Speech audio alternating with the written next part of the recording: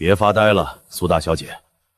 我明明是出海采风，怎么一睁眼就到了这里？穿越成为太傅嫡女，父亲卷入谋逆案，全家被判流放蛮荒琼崖。太傅苏长渊勾结逆党，靖北将军陆彦慈通敌渎职，二人一并革职抄家，全族流放琼崖，即刻起声钦此。昔日威风凛凛的靖北将军，如今经脉尽损，落得半身残疾，真是可惜呀。苏小姐自幼娇生惯养，往后日子难熬喽。他是罪孽，自有朝廷律法处置，轮不到你们动用私刑。原生往日与他并无交集，他为何主动护我？生存小船系统绑定成功，初始解锁简易小木船，可通过完成任务、收集物资逐步升级。小船系统跟着我穿越了，也算是有了一线生机。还当自己是太傅千金，如今不过是个待发落的流放犯罢了。这娇小姐身上定还藏着不少值钱物件，让我搜搜身。啊！有鬼！是邪术，离他远点！这并非邪术，朝廷只判流放，未曾允许你们行凶伤人。往日柔弱的太傅嫡女，如今怎么这般气场十足？别嘴硬，赶紧上路！去往琼崖的海路凶险万分，我看你能硬气到几时？走！还想等人来抬你不成？不必着急，我还有随行物底未曾取来。哼，整座府邸都被抄得底朝天了，你还能拿出什么东西？圣旨只下令抄家，并未禁止罪眷携带随身物品。何况陆将军身受重伤，若是他半路出了意外，你们又该如何向朝廷交差？我给你一盏茶的时间去后院取东西，胆敢耍花样，别怪我手下无情。放心，我不会逃走。提取载具，一阶简易小木船已生成，基础功能：自主滑行，基础防水。眼下只是普通小木船，往后慢慢升级，总能应对海上危险。取物时限将至，船只自主航行功能已启动。去往琼崖海路浪高水险，区区一艘破船，怕是撑不了几日。这艘船出现的蹊跷，苏清河，你究竟在暗中谋划什么？不过是求一条活下去的路罢了。你行事诡异，究竟想做什么？安分坐着，少说话。这船来的蹊跷，大伙儿一起动手，把它砸烂。这是我临时借用的代步船只，谁敢上前损毁，休怪我不留情面。这女子邪门的很，刚才靠近只觉浑身发麻。好，既然你有船只代步，那便随队伍一同启程，出发。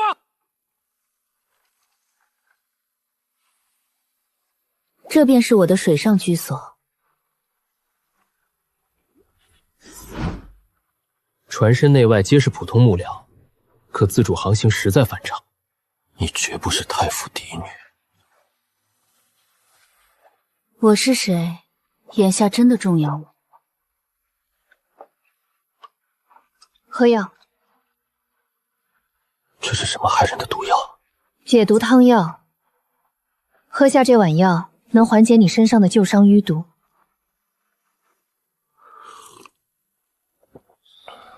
你身上旧伤与淤毒再不调理，日后便真的彻底无法行动了。你屡次出手相助，究竟是图谋什么？就图你昔日威名赫赫，看着顺眼，行了吧？处理好了，这几日伤口切勿碰水，海陆之中也没有条件洗浴，暂且忍耐。中午想吃些什么？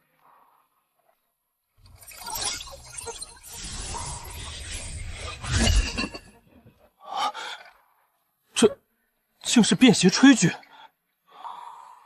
这物件凭空出现，实在太过离奇。你到底还有多少秘密？秘密再多，也只为安稳活下去。先别管这个，正好休整，我做点吃食垫垫肚子。全体停下，休息1刻钟，分发干粮饮水。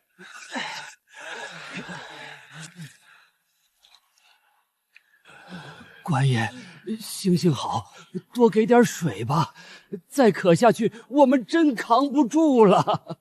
少废话，有的吃就不错了，还敢挑三拣四？凭什么他们吃香喝辣，我们却要忍饥受渴？定是衙役把物资都克扣了。放肆！朝廷分发的东西自有定数，轮得到你多嘴？再敢喧哗，小心棍棒伺候！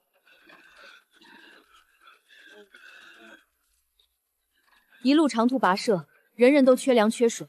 你们身为押送衙役，本该照管众人，为何反倒克扣物资？哼，流放罪人而已，哪有那么多讲究？难不成你还想替他们出头？大家同路流放，本就该相互照顾。你们只顾自己，若是耽误了行程，你们担得起罪责吗？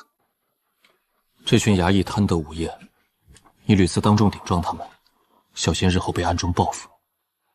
我自然清楚其中利害，可眼睁睁看着众人受苦，我实在做不到视而不问。外面人多眼杂，舱内物资充富的事一旦传开，会引来更多觊觎。我心里有数，只分发应急的粮水，不会暴露舱内全貌。你安心在舱内休养，等忙完这边，我再继续帮你调理伤势。一路行来，你的言行、本事，都和从前的太傅嫡女判若两人。你究竟藏着什么秘密？如今身陷流放，追究过往毫无用处，活下去才是根本。我并无恶意，只是心中疑惑难消。你数次出手救人，化解危机，绝非寻常深闺女子所能做到。我只是想知道，你究竟想做什么？我想活下去。你我两家双双沦为阶下囚，难道你就甘心就此认命，老死在蛮荒？你我都是朝堂权斗的牺牲品，与其认命，不如携手。当初边关战事吃紧，我率军苦战，却没想到朝中敌对势力暗中下手，在军情物资里掺了毒药。等我察觉之时，毒素已经侵入经脉，不仅武功尽废，连行动都变得艰难。随后他们罗织罪名，将我一贬再贬，直至判了流放。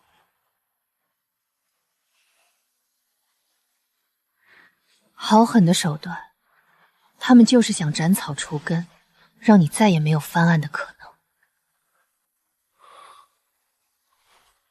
太傅一生谨小慎微，从不参与党争，为何也会被牵连其中？我父亲身居太傅之位，手握重权，不肯依附夺嫡皇子，自然成了眼中钉。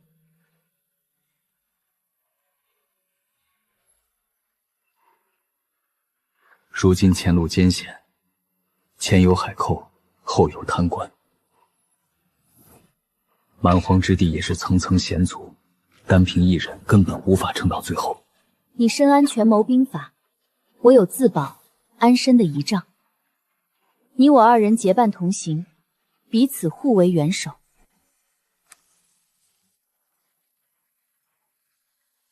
好，往后一路同行。你怎么了？脸色这么难看。没事，可能是连日赶路，有些劳累。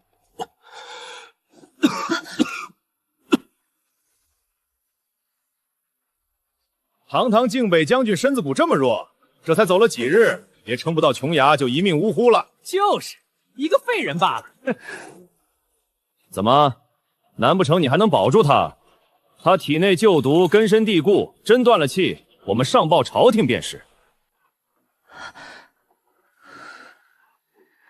毒素侵入经脉太深，再晚一步就真的回天乏术了。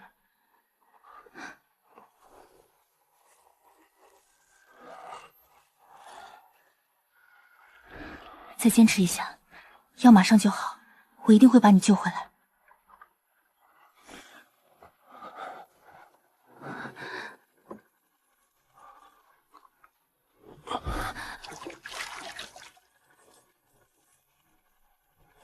阴谋，他们不会放过我们。我知道，所以你必须醒过来。我们还有约定，还要查清真相，洗刷冤屈。你不能在这里倒下。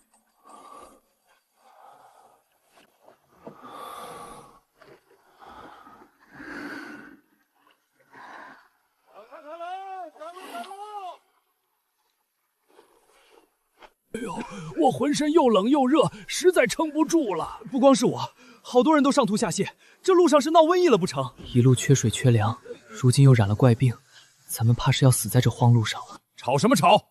流放之人命贱，染病也是活该，谁有空管你们死活？头儿说的对，别耽误赶路，真病倒了直接丢在路边便是，省得拖累队伍。大家本就受尽苦楚，如今集体染病，你们不但不施救，反倒冷眼相待，于心何忍？姑娘还是管好自己和那位病秧子将军吧，我们可没有多余药材粮藏分给这群人。药材和物资我这里有，不用你们费心。疫病扩散快，如果放任不管，一旦整支队伍出事，你们也没法按时交差。行，但不能耽误行程，要是出了任何岔子，全都算在你头上。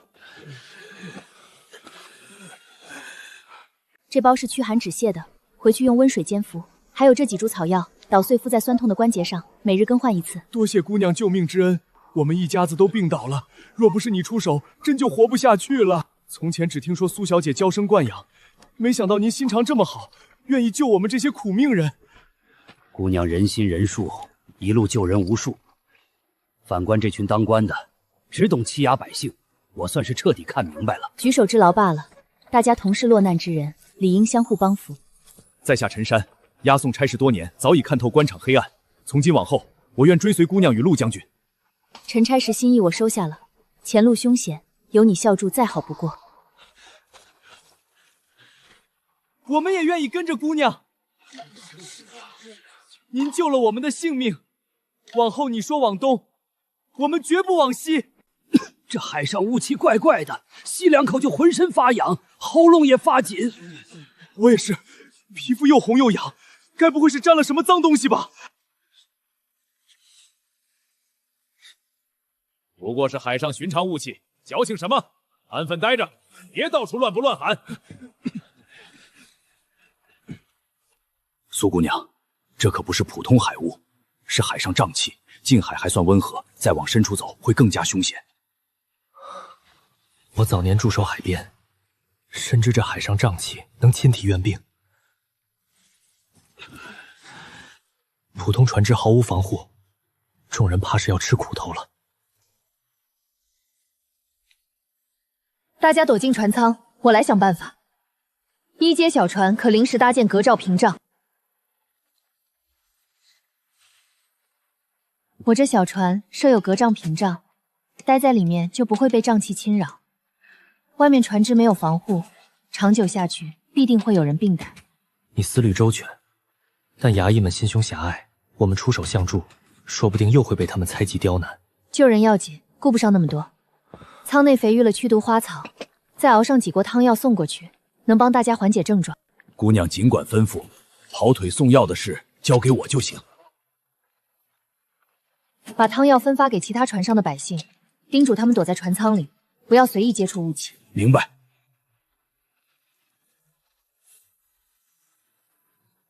你处处为人着想，难免被人猜忌。接下来我们更要小心提防。众人同心，才能走得更远。前方就是毒雾海域，务必小心。啊！我的皮肤火辣辣的疼，像是被东西腐蚀了，太难受了。喘不上气，头也昏沉，再这样下去，我们都要撑不住了。乱什么乱？不过是些雾气，都给我忍住！头，这雾不对劲啊，好多人都快不行了，咱们根本挡不住。苏姑娘，外面毒雾太凶，其他船的人接连中招，再不想办法，怕是要出人命了。这片是南海有名的毒雾海域，寻常遮挡根本没用，其余船只毫无防备，伤亡只会越来越重。屏障能隔绝毒雾，不能眼睁睁看着大家送命。陈山，把舱内培育的驱毒花草分装好，再熬制大批解毒汤药送过去。我这就去准备。你明知衙役一直对我们心存戒备，还要主动施救，就不怕对方恩将仇报吗？都到了生死关头，哪还顾得上这些？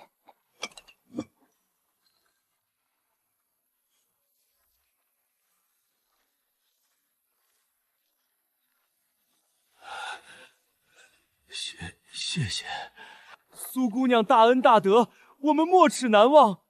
要不是你出手相助，我们今日必定丧命在这片毒雾里。以后你有任何差遣，我们万死不辞。没想到你竟有这般本事，今日之事我记下了。大家平安抵达琼崖，才是所有人的共同目标。接下来路程依旧危险，众人相互扶持，才能顺利走下去。多亏了苏姑娘的汤药，现在身上不疼了，呼吸也顺畅多了。以前总觉得流放就是死路一条，如今有他照拂，咱们才算捡回一条命啊！苏姑娘，所有船只都巡查过了，大家状态都稳住了，没人再出现中毒症状。那就好，让大家依旧待在船舱里，不要随意探头，毒雾还没散尽。这一路行来，你救人无数，连原本心存芥蒂的人，也渐渐对你改观了。我押送流放犯人多年，见惯了官场上的趋炎附势、欺压弱小。可苏姑娘，你心怀仁善，遇事沉着冷静，陆将军又深明大义，实在难得。实不相瞒，我早已厌倦为那些贪官权贵卖命，如今我决意追随二位。臣差事三思，押送差事乃是朝廷任命，贸然放弃，怕是会给你招来祸事。我早已想通，朝堂奸臣当道，继续殉职只是助纣为灭。我想跟着良善之人踏踏实实活下去。既然你心意已决，我们便不再劝阻。前路危机四伏，有你相助也好。多谢二位接纳。水上行船、辨别海况、打理杂物我都略懂，往后船上的大小琐事，尽管交给我。有你帮忙，我也能少分些精力。眼下我们周围海况复杂，接下来劳烦你多盯着船队动向。放心，我一刻都不会松懈。但衙役心思不正，方才我听见他们私下议论，还在觊觎这艘小船，要多加提防。这群人贪念难成，之前就屡次刁难，如今碍于民心不敢明着动手，但背地定然还会算计。苏姑娘，陆将军，你们快看，东边海面驶来几艘快船，行迹鬼鬼祟祟，不像是寻常行船，船身窄小，速度极快，这是海上盗寇常用的快船，怕是冲着我们来的。海路本就凶险，如今又遇劫匪，海寇真的遇上海盗了，这可怎么办啊？都别乱，握紧船桨，加快速度往前冲，可别被海寇围上来。头，对方船多速度快，咱们根本跑不过啊！这是有人在幕后授意，故意劫杀我们。一路从京城流放至此，处处有人暗中使绊，就是不想我们抵达琼崖。他们忌惮我和太傅的势力，唯有赶尽杀绝，才能高枕无忧。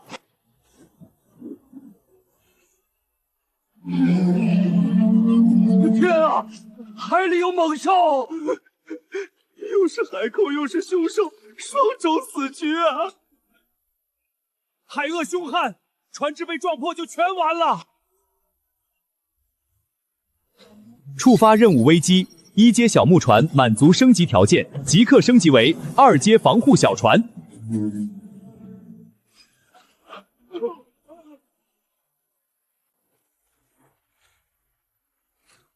海寇加猛兽，船队老弱居多，抵挡不住。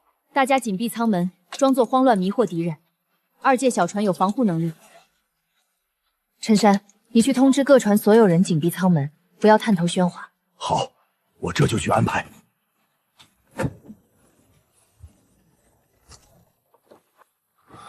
仅凭一艘船，能同时抵挡海寇和海鳄吗？我不会坐以待毙，小船升级后有自保能力。我伤势未愈，却也不愿躲在你身后。这些海寇出手狠辣，一旦交手，凶险难料。你安心留在舱内，帮我留意后方动静即可。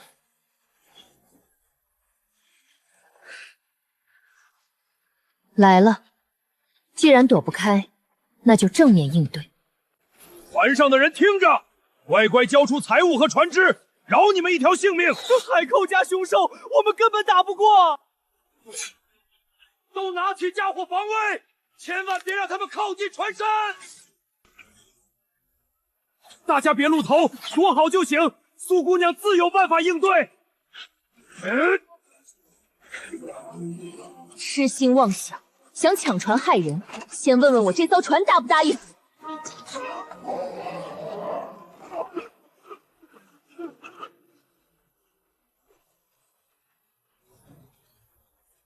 ？2阶小船的防御装置可以启动了，先击退海寇，再驱走海鳄。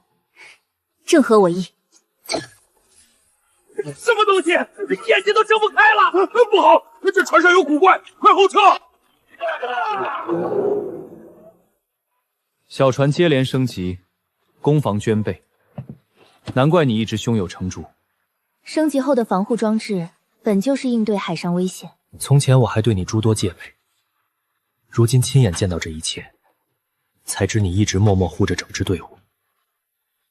往后，我会彻底相信你。海寇和猛兽都跑了，我们安全了。是苏姑娘护了我们所有人。苏姑娘、陆将军，危机总算解除，这下能安心赶路了。今日多亏了你出手，不然我们所有人都要葬身大海。大家同路而行，相互庇护，本是分内之事。只是经此一事，幕后之人绝不会善罢甘休，往后路上只会更加凶险。没错，这只是第一批劫杀之人，我们必须时刻提高警惕。我会加强巡守，盯紧海面动静，绝不让危险再次近身。辛苦各位了，收拾妥当，我们继续出发，早日抵达琼崖，才能真正安稳下来。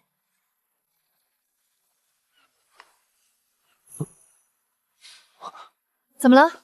换了身方便行动的衣裳，认不出来了？不是，只是确实与从前大不相同，很利落，也很好看。苏姑娘，经历大战，你的船还完好无损，实在不凡。我活了大半辈子都从未见过。加装了些自保的小机关罢了，当不得夸赞。不知这船上是不是还藏着不少奇珍异宝？咱们一路同行，也算共过患难。不如让我们上船瞧瞧，也开开眼界。这船是私人物品，不便外人随意登船。你们还是安分守己，管好各自的差事吧。不过看看而已，何必如此戒备？眼下海路尚未安全，当务之急是留心海面动静。诸位就别再节外生枝了。我看这周武心思根本不在巡守上，他分明是盯上了这艘小船，贪念又起来了，还打算暗中抢夺。我早就料到会这样，亲眼见识到船的厉害与不凡。这群贪财之徒必然心生觊觎，他们一路克扣粮水，刁难众人，本性难移。如今盯上这船，往后必定会暗中使绊子。要不要我多安排人手，专门盯着他们？不必大动干戈，暂且静观其变。他们不敢明目张胆动手，只会在暗地里耍小手段。此人贪心又狡诈，做事不择手段，我们不得不防。接下来行船，你我轮流值守，切莫给他们可乘之机。我明白，他想打这船的主意，也要掂量掂量自己的本事。只是眼下船队都在一处，若是对方暗中破坏其他船只，也会连累无辜百姓。这点我会留意，我会叮嘱各个船上的百姓多加提防，一旦发现衙役偷偷搞小动作，立刻来报。这群人靠着押送流放队伍牟利，手上肯定也藏着不少朝廷下发的物资，或许我们还能抓住他们的把柄。那就一边行船，一边收集证据，只要攥住他们贪赃枉法的下处，便能牵制对方，让他们不敢肆意妄为。苏姑娘、陆将军，我刚绕着几艘押送船查看过，朝廷下发的干粮、淡水被他们单独收在舱底。我早有预判，他们一路克扣物资，中饱私囊，只是一直没有实打实的证据。既然抓到了线索，那就悄悄取证，不要打草惊蛇。头，那艘船里肯定有好东西，咱们总不能一直干看着吧？急什么？先清点私藏物资，再找机会拿捏他们。陈老哥不在自己船上待着，四处闲逛做什么？海路不太平，我四处巡查，提防海寇卷土重来。倒是你们不去看管流放犯人，聚在这里闲聊，怕是不太合适吧？不过歇口气而已，用不着你多管闲事。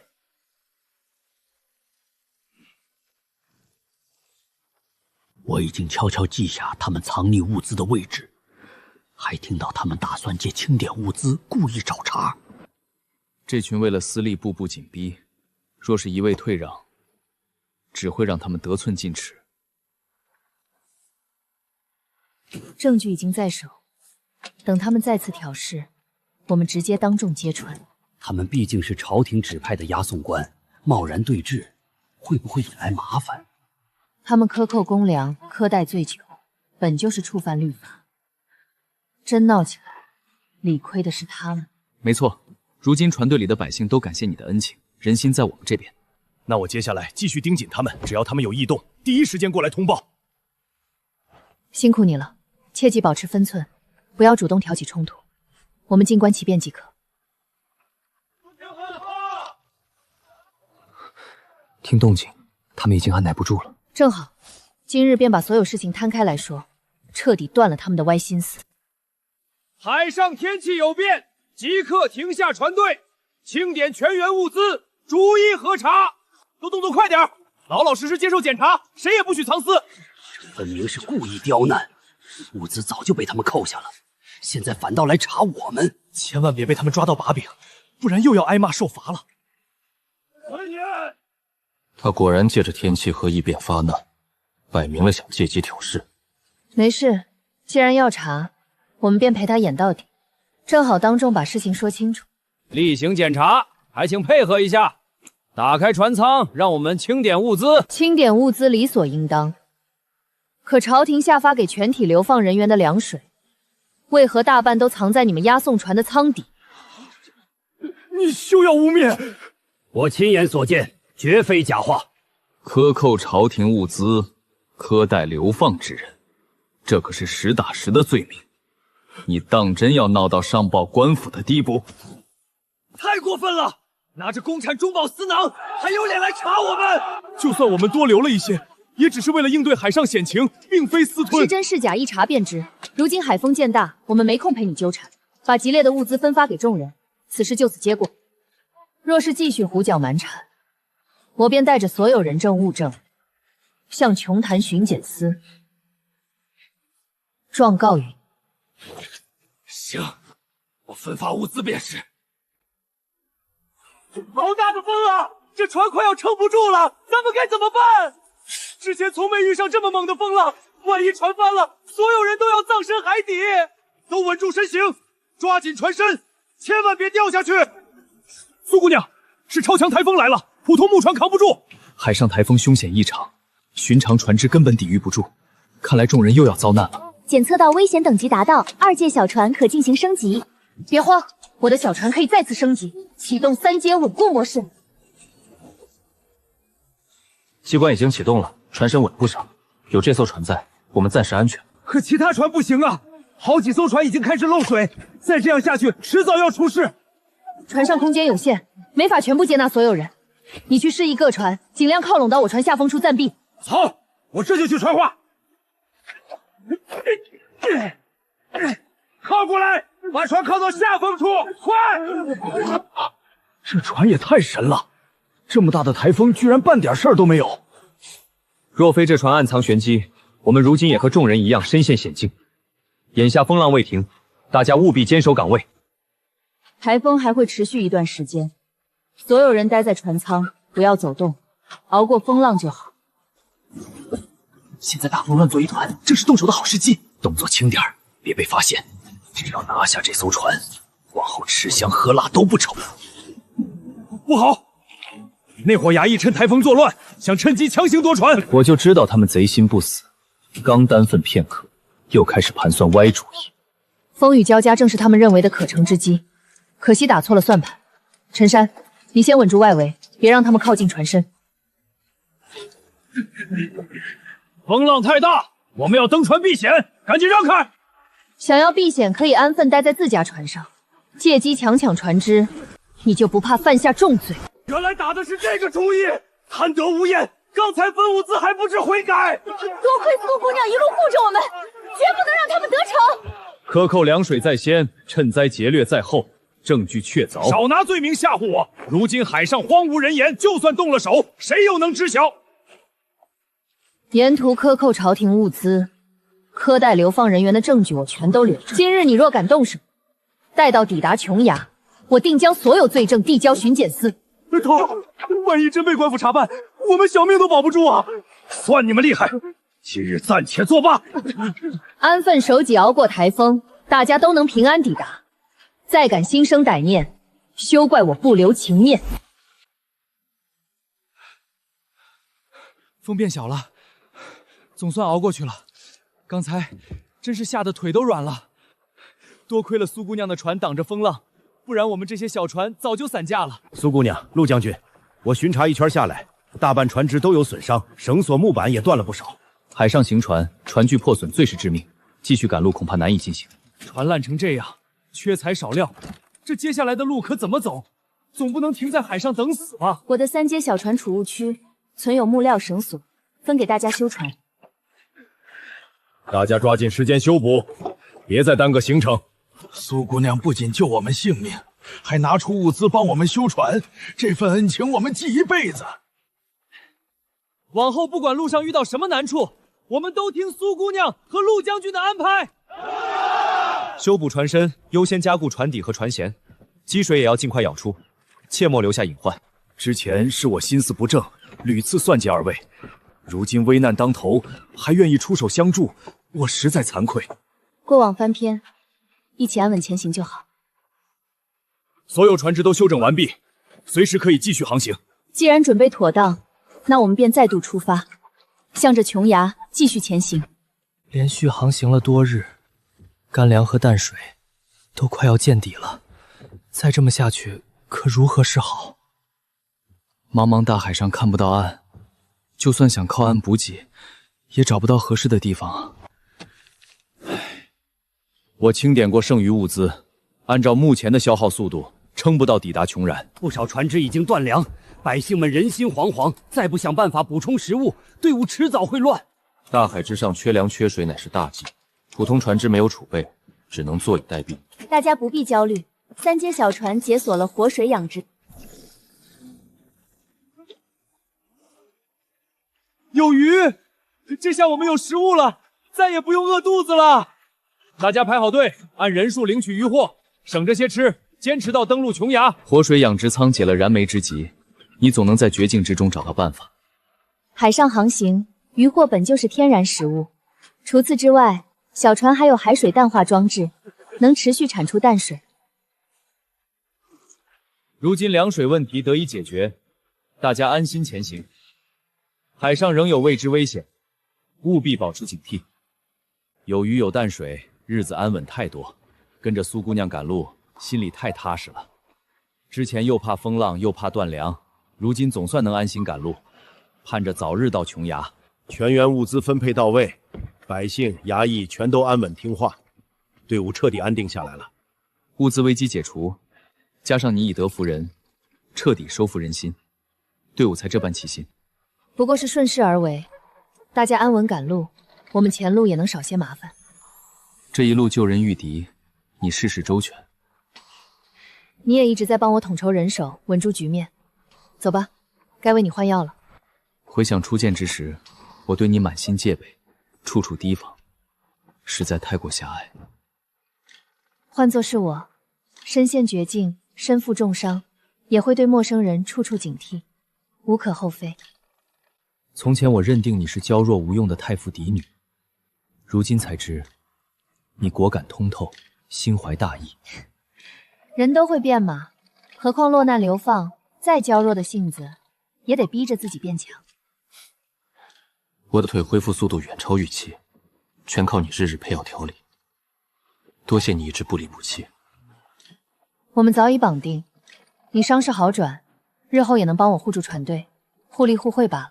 于我而言，不止互利，绝境之中，唯有你肯真心相救，伴我左右。前路还有艰险，我们彼此照应。一起平安抵达琼崖就好。我答应你，往后我护你周全，共赴前路，绝不食言。苏姑娘，陆将军，前方海面发现3艘隐秘快船，尾随我们船队许久了。有船只跟着咱们，不会又是海寇杀回来了吧？好不容易安稳赶路，怎么又遇上麻烦了？太折磨人了。不是普通海寇，船只规整，行船隐蔽。这是官府饲养的死士快船，是京城幕后黑手派来的追兵，不肯让我们活着登陆琼崖。海寇只是试探，这批死士才是冲着你我性命来的。他们隐忍尾随多日，等到临近琼崖动手，就是想斩草除根，不留痕迹。对方船只速度极快，战力凶悍，咱们船队老弱巨多，极易吃亏。别慌乱，传令所有船只收紧队形，紧跟小船，不许擅自散开。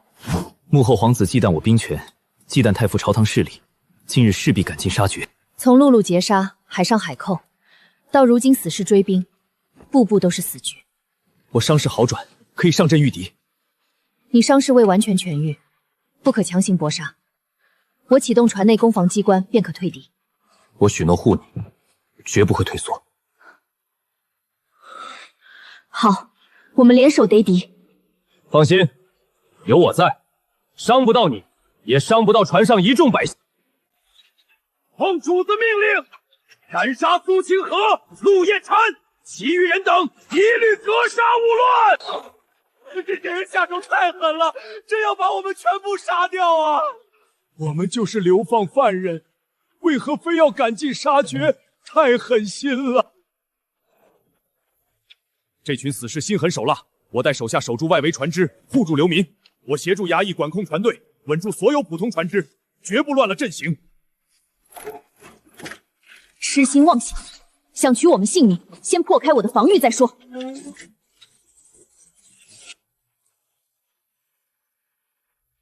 这群死士久经沙阵，专攻船队薄弱船只，先击溃领头敌船。我即刻启动侧翼水炮，击碎领头快船，切断对方指挥。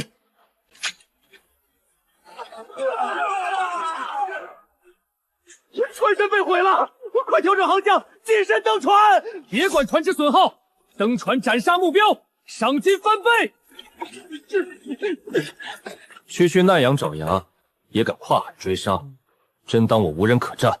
靖北将军落难残废，太傅嫡女手无缚鸡之力，你们必死无疑！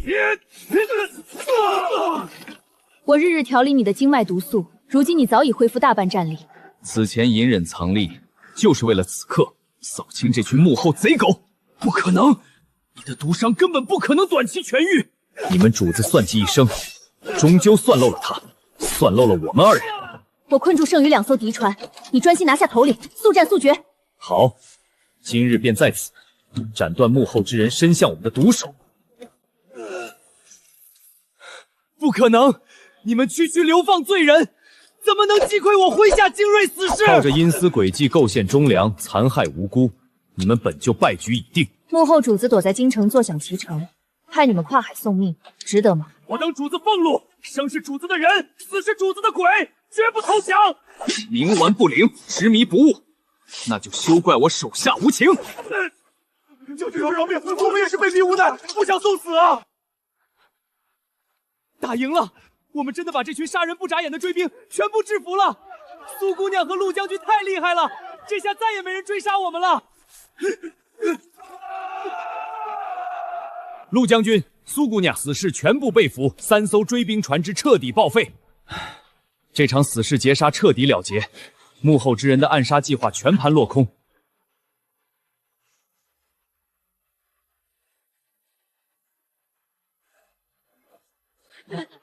强行全力应战，你旧伤又牵动了。一点小伤无妨，比起扫清心腹大患，不值一提。你何必硬撑？方才若是稍有松懈，便会被死士头目反克。我答应过护你周全，当着你的面，我绝不会输。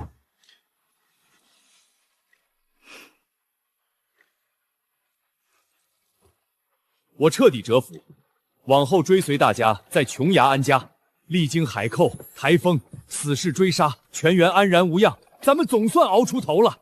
一路生死同行，所有人彻底拧成一股绳，这便是我们最大底气。你看，琼崖近在眼前，我们熬过所有死局，顺利抵达目的地了。苦海终有尽头，往后远离朝堂纷争，我们在琼崖安稳度日。终于靠岸了，我们真的活着抵达琼崖流放之地了。一路跋山涉水，生死历险，总算结束海陆漂泊，太不容易了。前方就是琼崖流放专属滩口，按照流放律法，我们在此处登岸报备。我去交接名册，禀报情况。你们得意不了多久。落败阶下囚，还敢口出狂言，如今你已然掀不起风浪。押上案，交由琼崖官府处置，顺道坐实幕后皇子谋逆害人罪证。我绝不会吐露半个字，你们休想借此扳倒主子！放心，此人连同罪证一并上交官府，铁证如山，无从抵赖。先处理你腿部伤口，淤血泛红严重，再放任不管，伤势会加重。不过皮肉劳损，比起全员平安落地，这点伤不值一提。有你时刻操心照料，我定会养好伤势，护你长久安稳。流放全员无一人伤亡，物资、俘虏全部清点完毕，随时可以登岸。如今我们手握罪证，人手齐聚，足以在琼岩安家立足。琼崖荒无人烟，物资贫乏，后续开荒建房，自给自足，我全力统筹。我自带物资与良种，刚好可以开荒垦地，在此建立安居之地。海陆磨难尽数落幕，从此弃朝堂纷争，我陪你安居琼崖，岁岁安稳。历尽千帆，终抵此地，往后烟火寻常，安稳度日便足矣。这琼崖流放地看着荒僻，好在没有追兵，总算能睡个安稳觉了。本官琼崖驻守巡检，接收本次流放囚犯，速速呈交押送名册。大人，名册在此。本次流放人员全员到齐，无一人逃逸伤亡。另外查获死士杀手，背后牵扯京中权贵谋害流放犯人一案。京中杀手跨海追杀，此事非同小可，速速将人犯证物一并上交。哼。我乃前靖北将军陆彦池，此人是皇子思阳死士，蓄意跨海劫杀我们，沿途海寇劫杀，海上追兵，皆是此人主子一手策划，证据齐全。原来是陆将军，下官久仰大名，此案下官即刻加急上报州府。此事正式移交官府，幕后皇子罪证封存，短期内不会再有追杀。我刚刚交接完押送公务，官身彻底卸下。从今往后，我就是普通人。我手下一众衙役全都愿意留下，跟着大家开荒求生。多一人便多一份力气，大家抱团扎根，开荒建房都会轻松许多。此地荒林，水土丰沃，背靠山林，面朝大海，种地渔猎都能自给自足。小船存有农具、良种、药材，还有部力粮食，足够开居度日。我熟悉督建木屋、开垦田地，我立刻划分人手，分头动工。我腿部伤势好转，可带队伐木值守，防范林中野兽、本地野人。我留守清点物资，分拣良种，熬制草药，预防海边湿热瘴气。我带领原衙役队伍值守外围，看守物资，安顿老弱百姓。一路走来，历经生死，我们早已不是陌路，是共患难的家人。褪去罪名，远离朝堂，脱离追杀，往后我们安家于此，岁岁平安。咱们人手充足，干活效率真快，木料都堆起一大堆了。有苏姑娘和陆将军领头，还有陈差事安排，咱们干活都有劲头。地基选在背风靠山处，避开海边潮汛，住着安稳还防潮。方才林间有鸟兽显动，我已派人分片值守，杜绝野兽突袭。这片荒岛偏僻，说不定有原住民出没，万万不能松懈。规划布局合理，物资分配均匀，陈山统筹人手确实稳妥。我伤势尚可，片刻后接替外围值守，让衙役们轮换歇息。海边湿气重，瘴气浓郁，我熬好了祛湿汤药，一会儿分给所有人喝下。你操劳物资，配药分粮，事事亲力亲为，太过辛苦了。众人跟着我们吃苦，我多费心些，才能让大家少遭罪。回想一路绝境，构陷追杀，狂风巨浪，我们全都携手熬了过来。从前身不由己，卷入朝堂纷争，如今扎根荒岛，反倒心安自在。京中皇子罪证已上交，短期内无人叨扰这片净土。往后耕田建房，采药渔猎，不问朝堂世事，安稳度日就够。我丢失兵权，卸下将军身份，可守住了你，守住了一众善人。乱世浮沉，得同伴相守，有你相伴，便是最好结局。今晚就能住进遮风挡雨的屋子了。比起海上漂泊，日夜逃命，如今有房可建，有粮可吃，太知足了。木屋半日便可完工，夜里就能全员入住。田地也画好了，明日一早便可开荒播种。不好！方才深入密林巡查，林间发现脚印和篝火，岛上有土著。此地本是荒岛流放地界，暗藏土著族群，本就在预料之中。真有本地人，他们会不会敌视我们，驱赶甚至伤害我们啊？对方隐匿林间不现身，大概率已经窥探营地许久了。我们占滩涂，开荒建房，闯入对方领地，对方心生戒备很正常。他们未曾主动挑衅，我们切勿主动进山招惹，避免开战。这群土著隐匿战处，我们防不胜防。要不要连夜加固营地围栏？我带人加派夜间值守，手持木棍器械，死守营地外围，不可过度紧绷，徒增我方恐慌，也激化双方对立情绪。我们老弱居多，一旦开战，无辜百姓必会遭受牵连。我带布匹、干粮作为善意信物，稍后送入密林边界示好，表明我们只求安居，不抢领地，互不干扰的心意。暗处土著善恶不明，凶险未知，我绝不允许你孤身涉险。唯有主动示好，才能化解猜忌，换来长久安稳安居。要娶我陪你同往，我伤势无碍，可护你周全。我带队紧随二位身后，随时接应，守住退路与营地。安稳日子刚到来，我定会守住营地，守住所有人。咱们老老实实开荒过日子，压根不想招惹本地人啊！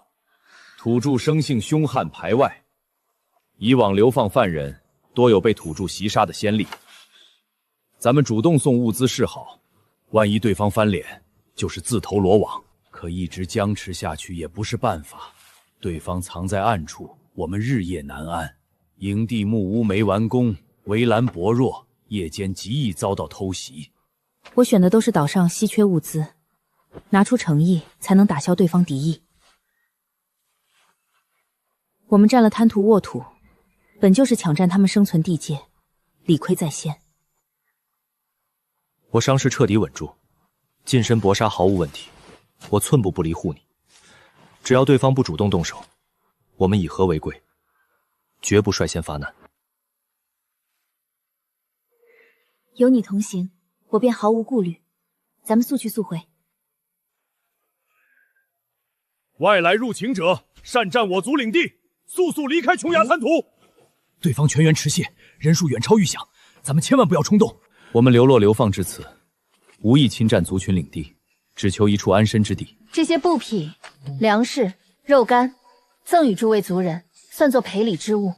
我们只居岸边荒地，不进山猎兽，不抢水源，井水不犯河水。你们人多物资足，停留日久，必会蚕食我族山林资源。我们自给自足，开垦田地，渔猎有度，绝不侵扰族群分毫。我以人格立誓，全员安分守己。若违约定，我们即刻弃地离岛。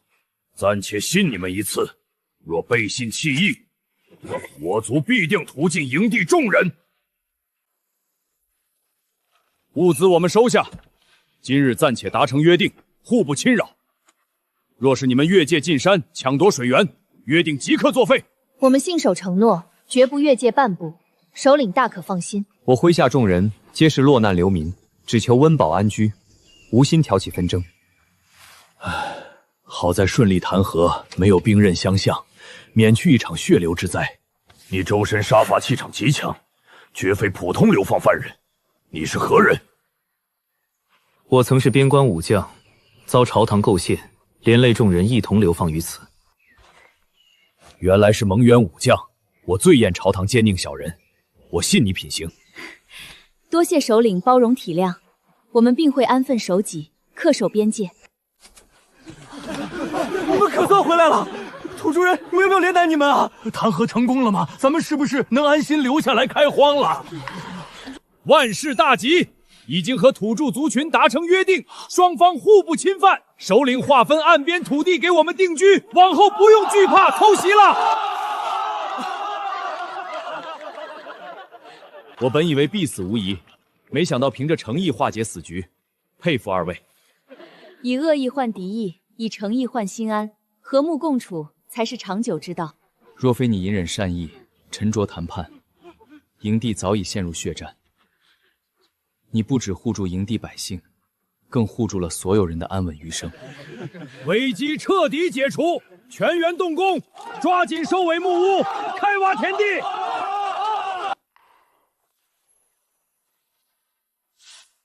这下彻底安心了，土著和我们和解，咱们踏踏实实安家过日子。木屋马上就能完工，晚上再也不用挤着临时草棚避风了。围栏加高加固完毕，夜里防风防盗，营地防护彻底稳妥。多亏苏姑娘愿意低头示好，才换来族群和解，免去战火。良田全部规划完毕，土地方正肥沃，适合播种少笃与杂粮。水源紧邻田地，浇水灌溉方便，收成定然不会太差。海边沃土粉充足，加上我自带改良良种，秋收定会丰收。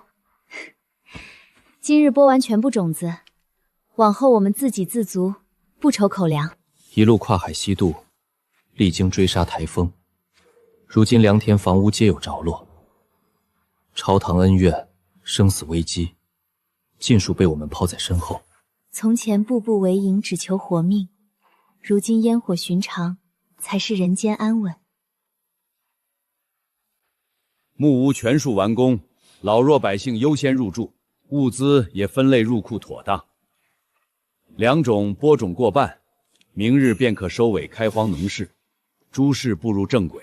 从京城流放上路，我以为我们必死在路上，没想到安家荒岛。承蒙苏姑娘、陆将军不离不弃，护我们所有人活到现在，全员安居乐业，大局已定。